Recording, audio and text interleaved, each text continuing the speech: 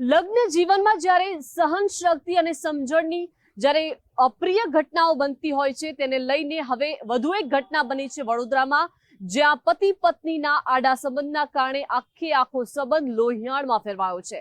સંસ્કારી નગરીનું બિરુદ ધરાવતા વડોદરામાં એવું તો શું થયું છે, જોઈશું આ રિપોર્ટમાં।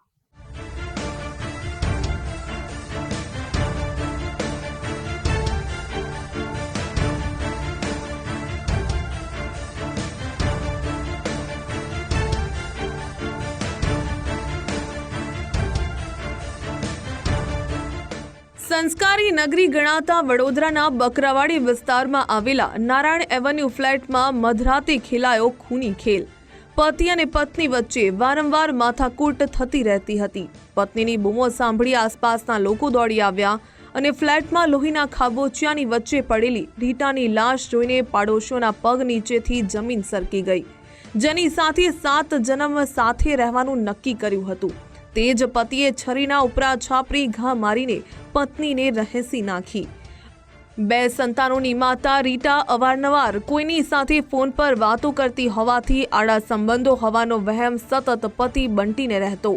અનૈતિક સંબંધોની શંકાને લઈને પતિ અને પત્ની વચ્ચે વારંવાર ઝઘડા થતા રહેતા। આવી જ એક ઉગ્ર બોલાચાલી દરમિયાન પતિ ઉશ્કેરાઈ ગયો અને ધારદાર છરીથી પત્ની રીટાને છાતી, પેટ અને ગળાના ભાગે ઉપરા છાપરી 6 થી 7 જેટલા ઘા ઝીંકી દીધા। મૃતક રીટા લોહીથી લથપથ હાલતમાં ઘટના સ્થળે જ ફસડાઈને મોતને ભેટી। મૃતક રીટા વડોદરા મહાનગરપાલિકામાં સફાઈ કર્મચારી તરીકે ફરજ બજાવતી હતી, જ્યારે પતિ બંટી છૂટક મજૂરી કરીને ઘરનું ગુજરાન ચલાવવામાં મદદ કરતો હતો।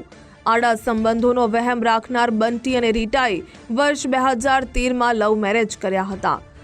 બકરાવાડી વિસ્તારના રહેણાંક મકાનમાં થયેલી ઘાતકી હત્યા બાદ નવાપુરા પોલીસે ત્વરિત કાર્યવાહી કરીને ગણતરીના કલાકોમાં આરોપી પતિ બંટીની ધરપકડ કરી લીધી।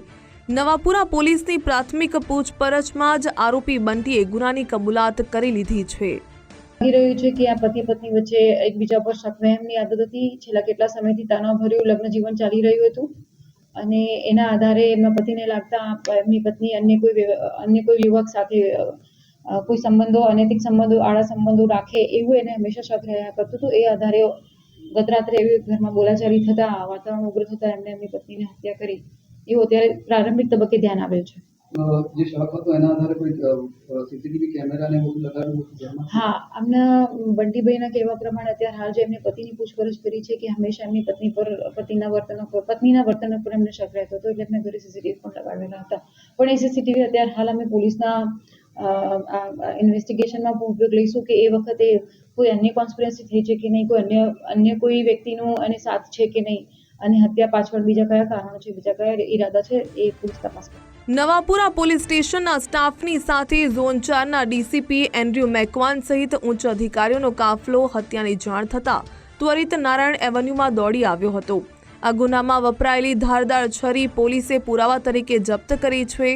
આ ઉપરાંત વૈજ્ઞાનિક ઢબે અન્ય પુરાવા એકત્રિત કરવા માટે ફોરેન્સિક સાયન્સ લેબોરેટરીની ટીમની પણ મદદ લેવામાં આવી હતી। તો મૃતદેહને પંચનામું કરીને પોસ્ટમોર્ટમ અર્થે એસએસજી હોસ્પિટલ ખાતે ખસેડવામાં આવ્યો હતો। નવાપુરા પોલીસ સ્ટેશન વિસ્તારમાં એક રીટાબેન સોલંકીના હત્યાનો બનાવ પોલીસના ધ્યાને આવતા પોલીસે ગણતરીના કલાકોની અંદર જ એ જે હત્યા જેણે કરી છે, એટલે કે એના પરિવારના એક સભ્ય, એમના પતિએ જ કરી હતી, એમને તાત્કાલિક એમને અટક કરેલી, એમની પૂછપરછ કરી અને એમના વિરુદ્ધમાં ગુનો નોંધેલ છે। જીપીએ કલમ 135 અને બીએનએસની કલમ 103 મર્ડરનો ગુનો દાખલ કરેલ છે અને એમની પોસ્ટમોર્ટમ અને ઇન્ક્વેસ્ટ પંચનામું ભરી અને આગળની તપાસ કાર્યવાહી શરૂ કરવામાં આવી। બકરાવાડી વિસ્તારમાં હત્યા થઈ તે ઘરની બહાર લાગેલા સીસીટીવીની પોલીસે ચકાસણી હાથ ધરી છે। આ હત્યા સમયે કે તે પહેલા અન્ય કોઈ વ્યક્તિઓની અવરજવર હતી કે કેમ તે અંગે વિગતવાર તપાસ કરવામાં આવશે। પત્ની રીટા દુનિયાને અલવિદા કહીને ચાલી ગઈ છે, જ્યારે ગુનો આચરનાર પતિ બંટીનો લાંબો જેલવાસ નક્કી માનવામાં આવે છે।